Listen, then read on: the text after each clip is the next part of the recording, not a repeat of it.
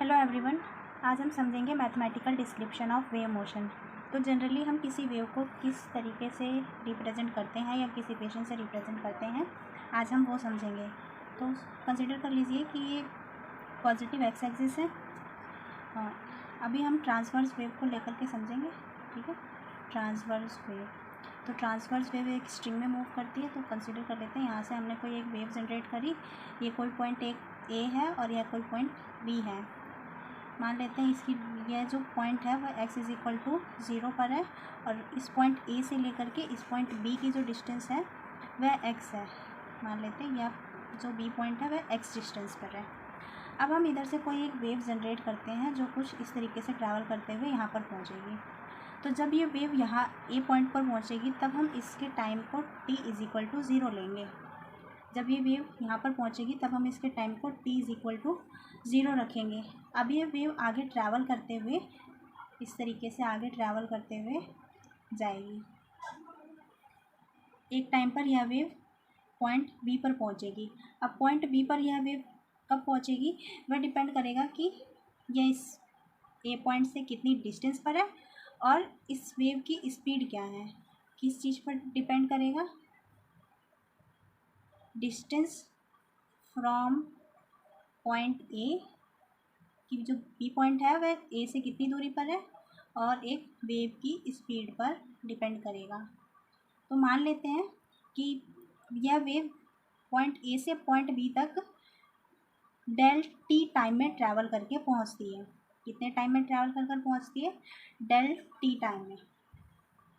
अब हम कंसीडर कर लेते हैं, जस्ट कंसीडर करते हैं कि हम किसी टाइम टी पर इस पॉइंट बी पर हम डिस्प्लेसमेंट चेक करना चाहते हैं कि इस पॉइंट बी की कितनी डिस्प्लेसमेंट हुई है।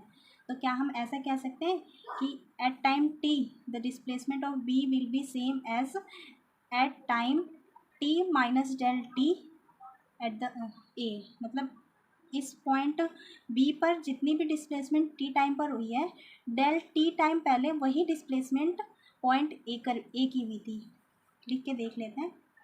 Displacement at point B at time t will be equal to displacement at A at time t minus del t।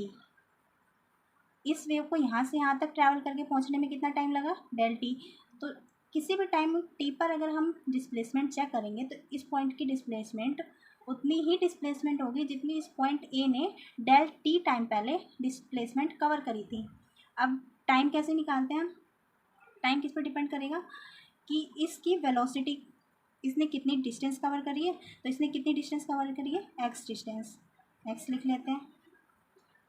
Wave की स्पीड डिस्टेंस अपॉन में स्पीड, तो इतने टाइम में यह वेव यहाँ से ट्रैवल करके यहाँ पहुँचेगी। अब हम डिस्प्लेसमेंट निकाल लेते हैं। तो ये किस डिस्प्लेसमेंट के इक्वल होगा? किसी भी डिस्प्लेसमेंट को हम जनरली इस तरीके से रिप्रेजेंट करते हैं, ओमेगा टी। तो ओमेगा को हमने देखा था, हम यहाँ पे ओमेगा की वैल्यू किस टर्म में लिखेंगे? टाइम पीरियड की टर्म में। सॉरी, ये होगा यहाँ पर ऐसे।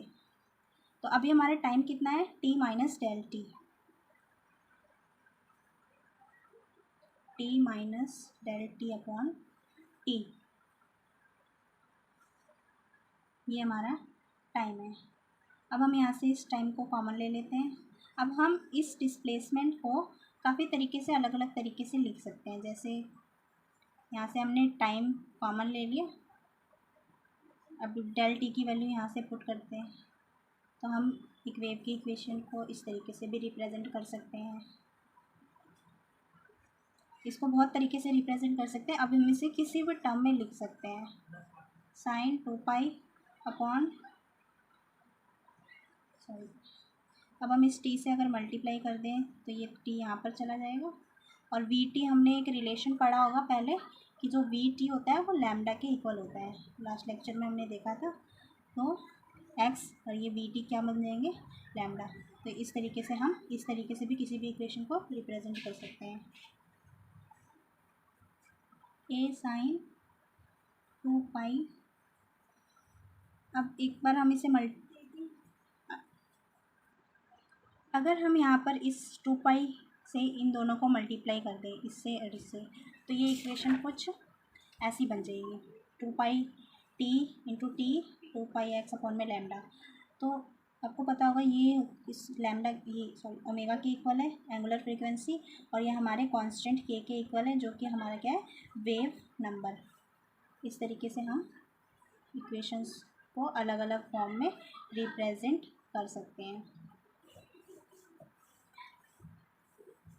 ठीक है, अब अगर इन्हीं इक्वेशन को, ये तो हमने सारी इक्वेशंस लिखी थी वेव की इक्वेशन पॉजिटिव एक्स डायरेक्शन में ट्रैवल करने के लिए, जब भी कोई वेव पॉजिटिव एक्स डायरेक्शन में ट्रैवल कर रही हो।